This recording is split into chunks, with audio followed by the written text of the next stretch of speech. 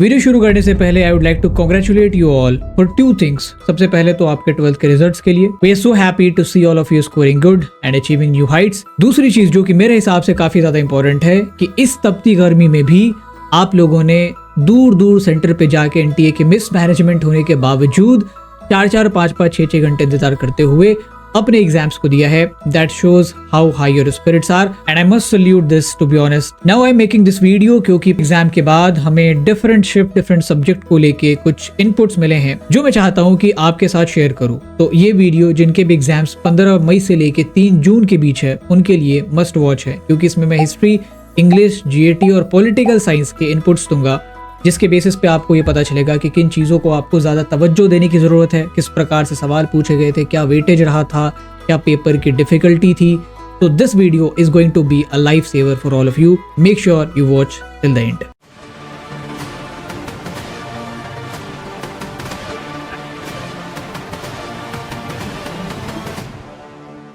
तो वीडियो की शुरुआत करेंगे हमारे अपने सब्जेक्ट से, विच इज हिस्ट्री। हिस्ट्री में अगर बात करें सबसे पहले किस चीज ने मुझे सबसे ज्यादा चौंकाया है, आई वॉज एक्सपेक्टिंग कि पेपर पिछले साल से थोड़ा सा डिफिकल्ट आएगा, क्योंकि पिछले साल काफी इजी पेपर था and that's why cut off went very high. मुझे ऐसा लग रहा था कि इस साल थोड़ा मॉडरेट या टफ करेंगे ताकि कट ऑफ लो जाए। इस साल भी इन्होंने काफी इजी पेपर सेट किया है। मतलब मैंने जितने बच्चों से बात की है उन्होंने कहा कि सर 3 या 4 सवाल ही कंफ्यूजिंग थे, बाकी सारे सवाल अगर आपने प्रिपेयर किए हैं तो आपसे डुएबल थे, और वो बाकी के भी 3-4 जो हैं उसमें भी आप अच्छे खासे तौर पे एलिमिनेट करके उसे सॉल्व कर सकते थे। तो एक चीज तो यहाँ पे सर्टेन हो गई है कि हिस्ट्री का कट ऑफ, और यही चीज पोल साइंस में भी दोहराई गई है, तो इन डोमेन सब्जेक्ट्स के जो कट ऑफ है वो बहुत हाई जाने वाले हैं, तो प्रिपेयर वेल। अब अगर टाइप ऑफ क्वेश्चन की बात करें, टर्म्स बहुत ज्यादा इंपॉर्टेंट हो जाते हैं। हर चैप्टर के जो इंपॉर्टेंट टर्म्स है, चाहे वो मुजारिया हो, रैयत हो, शुरू से लेके अंत तक 1 से लेके 12 चैप्टर तक जितने भी टर्म्स है, मेक श्योर कि आप इनको घोल की पी जाइए, क्योंकि इनको सिंपल इन्होंने वन लाइनर के तौर पे भी पूछा है, मैच बेस्ड क्वेश्चन में भी पूछा है, इवन सोर्सेज के अंदर से भी कई बार टर्म्स के सवाल पूछे हैं। अब बात अगर सोर्सेज पे आती है तो सोर्स में एक ट्रेंड देखा गया है कि जो 3rd बुक है उसका एक सोर्स आया ही आया है। तो 3rd बुक में जो महात्मा गांधी वाला चैप्टर है और एक जो कॉन्स्टिट्यूशन वाला चैप्टर है उसके सारे सोर्सेज को आप देख लेंगे। बाकी चैप्टर 6 के भी सोर्स इंपॉर्टेंट है, और बुक 1 में जो आपका चैप्टर 3 है और चैप्टर 4 है इसके भी सोर्सेज इंपॉर्टेंट है as per the perspective of CUET। तो that was all about the source based question, match based question. One liner simply easy थे।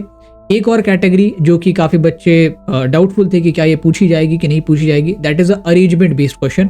बिल्कुल अरेंजमेंट के सवाल आए हैं, लेकिन ज्यादातर जो बच्चों से मैंने बात की है तो जो अरेंजमेंट के सवाल है इसमें इवेंट्स को ही अरेंज करने को दिया गया है, प्लेसेस को डायरेक्शन के बेसिस पर अरेंज करने को नहीं दिया गया है, जितना मुझे इनपुट मिला है। But I would not suggest कि आप उनको स्किप कर दें। प्लेसेस और लोकेशन का डायरेक्शन भी आप ध्यान रखें, खास करके बुक 1 में तो काफी इंपॉर्टेंट है ये, और बुक 3 में जो महात्मा गांधी वाला चैप्टर है उसमें भी काफी ज्यादा प्लेसेस है, तो उनको आप ईस्ट टू वेस्ट और नॉर्थ टू साउथ डायरेक्ट करना जरूर सीख लेंगे। बाकी जितने भी इंपॉर्टेंट इवेंट्स हैं उन सबको आप क्रोनोलॉजी में याद करें, इससे रिलेटेड अरेंजमेंट के सवाल पूछे गए। And one more thing which is very important, कि जब आप CUET को लेकर प्रिपेयर करते हैं, जो छोटे छोटे बॉक्सेस हैं, पर्पल बॉक्स हो गया या जो लाइट ग्रीन बॉक्स है, अमूमन इसको बच्चे इग्नोर कर देते हैं। लेकिन मैंने सिलेबस की वीडियो बनाते वक्त ही कहा था कि जब इन्होंने पूरा चैप्टर कह दिया तो चैप्टर के किसी भी कोने से सवाल पूछेंगे। ऐसे 2-3 सवाल पूछे गए, जैसे एक सवाल आपका मृच कट्टिका का आया है, उसका जो कैरेक्टर है चारुदत्त, उसके जाति के बारे में पूछ रहे थे कि ये ब्राह्मण होने के साथ साथ और क्या था। इस प्रकार से और भी छोटे छोटे बॉक्स, पर्पल और ये जो लाइट ग्रीन बॉक्स है, इसमें से टर्म के सवाल पूछे गए। सो मेक श्योर आप उन बॉक्सेस को अच्छे से रिवाइज कर लें, बिकॉज CUET के लिए NCERT के अंदर से कुछ भी पूछना पॉसिबल है, उनके पास कोई लिमिटेशन नहीं है इस बॉक्स का या उस टाइमलाइन का। तो that was all about history. अगर मैं पेपर को रैंक करूं तो जितने भी बच्चों से मैंने बात की है, क्योंकि वो बच्चे बैचेस के थे और सिंसियर बच्चे थे जो यूट्यूब से भी पढ़ते थे, दे ऑल वेर सिंसियर, तो हो सकता है उनके लिए पेपर ईजी है, लेकिन आपके लिए भी पेपर ईजी ही आएगा। ट्रस्ट मी, अगर आपने अच्छे से तैयारी की है, paper will be easy for you. Just बाकी के जो 4-5 सवालों में आप फंसेंगे उसमें आप एलिमिनेशन टेक्निक का इस्तेमाल करें। बिना एलिमिनेशन के तुक्का मारने से अच्छा है कि आप उन क्वेश्चन को स्किप कर दें, क्योंकि मेरी सलाह रहती है कि अगर आप 8-10 क्वेश्चन में तुक्का मारने जा रहे हैं तो या तो एलिमिनेट करिए, नहीं तो वो जो बाकी यूट्यूबर्स और इंस्टाग्रामर बताते हैं कि ए से शुरू के 10 तक आप B लगाइए, 10 लगाइए, तो वो सब काम आप यहाँ पे मत करिएगा। That is totally waste of time and your marks. Next coming to political science, very dynamic, और सबसे ज्यादा र्यूमर पॉलिटिकल साइंस को लेके ही फैले थे। मैं जब लाइव क्लासेस भी ले रहा था, एवरीबॉडी वाज आस्किंग कि क्या डिलीटेड चैप्टर से सवाल आए हैं। देखो, डिलीटेड चैप्टर से सवाल आ ही नहीं सकते। जो चीज आपके सिलेबस में है उसके अंदर से कुछ भी पूछेंगे, सिलेबस के बाहर से अगर पूछते हैं तो वो NTA के ऊपर एक धब्बा होगा। उनको ग्रेस मार्क्स देना पड़ेगा। तो जितने भी बच्चों से हमने बात की है, किसी ने ऐसा नहीं कहा कि डिलीटेड चैप्टर से सवाल आया है। हो सकता है कि जो र्यूमर फैला रहे होंगे, कुछ बच्चों को कंफ्यूजन हो गई होगी, जिन सवालों में वो कंफ्यूज थे उनको इन्होंने डिलीटेड चैप्टर का नाम दे दिया होगा, whatever so is, but deleted chapter से सवाल नहीं आए हैं।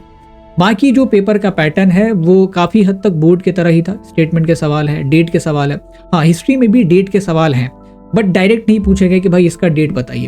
और इसमें भी आप सिंपल समझिए कि जो एग्जैक्ट डेट होता है और जो टाइम पीरियड होता है, दोनों को पूछने का दो तरीका है। जैसे अगर टाइम पीरियड की बात करें, you have a time period of Harappan civilisation, book 1 में आपके काफ़ी सारे टाइम पीरियड एंशिएंट इंडिया के, तो उस टाइम में ऐसा आपसे नहीं पूछूंगा कि मौर्यन एम्पायर का टाइम लाइन क्या था, ठीक है, लेकिन आपको टाइम पीरियड के तौर पे सीक्वेंस याद रखना जरूरी है। मैं आपसे ये जरूर पूछूंगा कि ये आपके सामने 4 एम्पायर हैं, इनको एज पर द सीक्वेंस आप अरेंज करिए। क्यों इंपॉर्टेंट है? अब इस एग्जैक्ट टाइम पीरियड को याद रखना इंपॉर्टेंट नहीं है, बट वो सीक्वेंस याद रखना है, ठीक है। तो जब आप डेट याद रखें, ignore the time period, just remember the sequence. लेकिन जब एग्जैक्ट डेट है कि भैया खारोस्टलिपि कब डिसाइफर हुई थी, ब्राह्मी कब डिसाइफर हुई थी, ये मूवमेंट कब हुआ था, तो उन सब में एग्जैक्ट डेट याद रखिए। मैच में इस टाइप के सवाल पूछे गए। परमानेंट सेटलमेंट वगैरह के भी पिछले सालों में डेट से रिलेटेड सवाल आए थे कि भाई ये 4 सेटलमेंट है, इवेंट है, इसको आप डेट से मिलाइए। ऐसे ही सवाल पॉलिटिकल साइंस में भी आए हैं, तो डेट बेस्ड सवाल पॉलिटिकल साइंस में भी पूछे गए हैं। PYQ से भी सवाल हैं, जो मैंने सिलेबस की वीडियो में भी कहा था और अक्सर लाइव क्लासेस में भी कहता हूँ कि PYQ से रिपीट करते हैं, क्योंकि ये पेपर बनाने वाले इतने डल हैं कि इनके पास नया क्वेश्चन फॉर्म करने का जो है वो फॉर्मूला नहीं है। तो PYQs आर इंपॉर्टेंट। अगर आपको PYQ खोजने में दिक्कत आती है किसी भी ह्यूमैनिटी सब्जेक्ट्स इंक्लूडिंग इंग्लिश और GAT, आप हमारे ऐप को डाउनलोड करिए, वहाँ पे फ्री मटेरियल सेक्शन में सारे PYQs अवेलेबल हैं। You can download the PDF और वहां से आप उसको रिवाइज कर सकते हैं। तो that was all about the pol science paper. अगर इसे भी मुझे रैंक करना हो तो ये भी इजी लेवल था, इवन मैं मॉडरेट लेवल पे भी पॉलिटिकल साइंस को नहीं आंकूंगा despite the rumours. Now coming to the third paper which is English. English में बहुत बच्चों को ये जानना था कि सर पैसेज में कितने सवाल पूछे गए हैं। तो पैसेज में भैया 15 सवाल पूछे गए हैं और पिछले साल भी यही पैटर्न था। इसके अलावा पैराजंबल ठीक ठाक पूछा गया है, वो कैब में आइटम्स एंड फ्रेजेस हैं, एंटोनिम सिनोनिम है, डायरेक्ट तौर पे पूछे गए हैं। ग्रामर के भी सवाल है, बट रीअरेंजमेंट थोड़ा सा ज्यादा देखा गया है, तो आप रीअरेंजमेंट को प्रैक्टिस करके रहिए। बाकी ग्रामर के जितने भी रूल्स है वो आप देख लीजिए।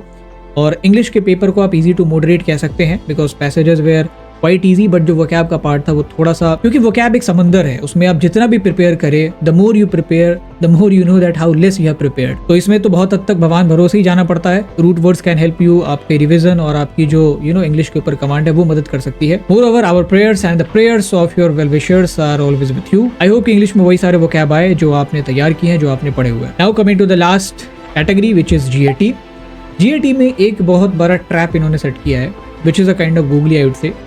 इन्होंने किसी शिफ्ट में ज़्यादा सवाल क्वांट के पूछे हैं, किसी शिफ्ट में ज़्यादा सवाल GK के हैं। बहुत ज़्यादा डिफरेंस नहीं है, बट मेजॉरिटी जो वेटेज है थोड़ा सा किसी शिफ्ट में क्वांट का है, किसी में GK स्टैटिक का लॉजिकल का हो जाता है। तो again you have to pray, अगर आप ह्यूमैनिटीज़ के स्टूडेंट है, कि क्वांट जो है वो थोड़ा सा कम पूछा जाए, हमें ऐसी शिफ्ट मिले। बाकी क्वांट के भी जो सवाल थे वो बेसिक ही थे, और GK स्टैटिक में भी हाल फिलहाल में जो जैसे नॉर्थ ईस्ट के स्टेट वगैरह काफ़ी ट्रेंडिंग में थे, तो उसके कैपिटल वगैरह पूछे गए। तो इस टाइप से स्टैटिक भी ट्रेंड के अनुसार आप एक बार देख लीजिएगा। जो संगठन वगैरह काफ़ी ट्रेंड में है उनके हेडक्वार्टर्स देख लीजिए, जो राज्य वगैरह में हाल में इलेक्शंस के फेस्टिवल्स उनके कैपिटल्स वगैरह को देख लीजिए, इससे काफ़ी मदद मिल जाएगी। बाकी क्वांट्स और logical easy to moderate level पे ही थे, तो जितना ज़्यादा आपने उसमें प्रिपेयर किया है उतना बेनिफिट आपको इस GAT के पर्टिकुलर पेपर में मिलने वाला है। तो that was all in this analysis. और अगर मैं अब ओवरऑल कंक्लूड करूँ तो डोमेन्स की कट ऑफ को मैं जहाँ तक यहाँ से देख पा रहा हूँ, they are going to be very high. तो इसमें आपको पूरी तैयारी करनी है, चाहे आप हिस्ट्री के हो, पॉलिटिकल साइंस के हो। सोशो का हमारे पास इनपुट अभी तक अवेलेबल हुआ नहीं है, क्योंकि मेरे जान पहचान में जितने भी लोग हैं सारों का या तो हिस्ट्री या पोल साइंस था या इंग्लिश या GAT था। तो सोशो थोड़ा सा लेट से ये लोग ले रहे हैं। उसमें भी मेरे हिसाब से टर्म्स काफ़ी इंपॉर्टेंट होंगे, पर्सनैलिटीज इंपॉर्टेंट हो जाएंगे, मैच के सवाल आएंगे, सीक्वेंस का सवाल जो है एक बड़ा सरदर्द होता है। पिछले PYQs में सीक्वेंस के भी सवाल देखे गए हैं।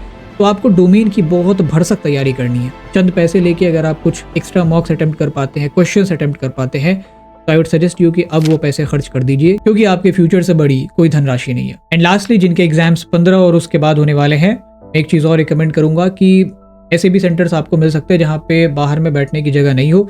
प्लीज़ अपने गार्डियन के साथ जाएं, ताकि आपको असिस्ट करने वाला कोई रहे। If you are a female and अगर आप 2 शिफ्ट में एग्जाम दे रहा है, सुबह और शाम वाली शिफ्ट में, तो उसमें गार्डियन का होना काफ़ी ज़रूरी है, क्योंकि बीच के जो वेटिंग आवर्स है उसमें ये गर्मी काफ़ी मुश्किल पैदा कर देती है। आप I would suggest you to be hydrated, अपने साथ कुछ स्नैक्स वगैरह लेके जाए, और मोर ओवर इफ पॉसिबल अपने गार्डियन को भी लेके जाए। My best wishes and the best wishes of whole team blade learner is with you. सब कुछ अच्छा ही होगा। Make sure you stay tuned more videos are coming up. जो भी चीजें आप चाहते हैं अलादीन के चिराग की तरह हमने सब चीजों को तैयार कर रखा है, अभी एक एक करके सबको परोसेंगे। Don't worry about anything, but make sure कि आप इस एग्जाम के खत्म होने के बाद गुड बाय बोलने से पहले, इस चैनल को अनसब्सक्राइब करने से पहले अपने जूनियर्स के बीच इसे भीषण तौर पे फैला देंगे ताकि उन्हें जो है ये चैनल लेट से ना मिले। So that's all for today. मैं Sudhanshu signing off, wishing you all the best.